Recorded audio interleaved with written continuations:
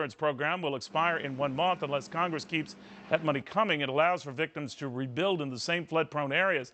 And my next guest says that pretty much has to stop. Candice Miller is a Republican congresswoman from Michigan. That's a big stipulation with this money that you don't like, right, Congresswoman, who are on the phone with us right now? What's your big fear, that they're going to simply just rubber stamp the same type of, behavior?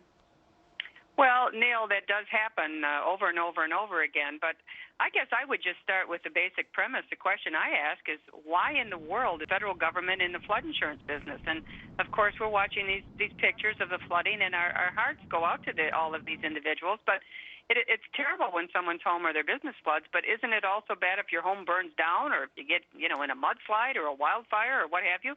Why did we just pick flood insurance? I mean, if we really think the federal government should be in the insurance business, why not just take over everyone's homeowner insurance? Let's really get at it if that's going to be the federal government's business. It's because of this, though. This particular program is over $20 billion in debt right now because, no surprise, guess what? The federal government is not a very good insurance agent. So we need to get out of this business, I believe.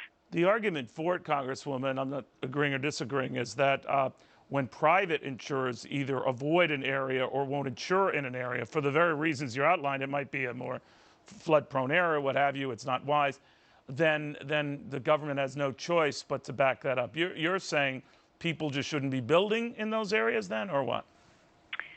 No, I think they can go ahead and build in those areas, but I don't think that people in my district need to pay for somebody that has rebuilt 3 and 4 times, in an area that they've replaced their home. I could give you example after example where, you got a house that's worth $200,000. The guy's replaced it 3 times, so he's into the federal government for over $800,000. That's a pretty good deal.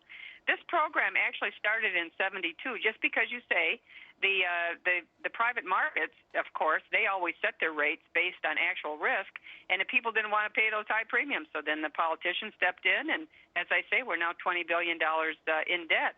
But yet what happens here, Neil, is actually other states where there are premium holders, for instance, Michigan, in my district, all of the Great Lakes states are really significantly disadvantaged because we don't have hurricanes, and besides that, we don't live below sea level. We actually look down at the water. We don't look at the water.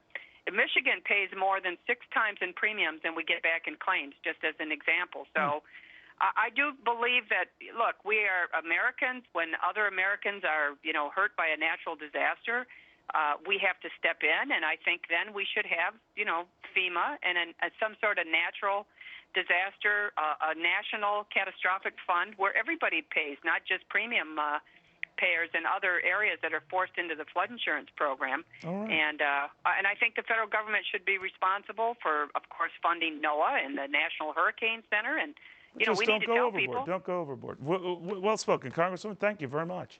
Hey, thanks very much. Appreciate it. When it rains, it pours, but when it gusts,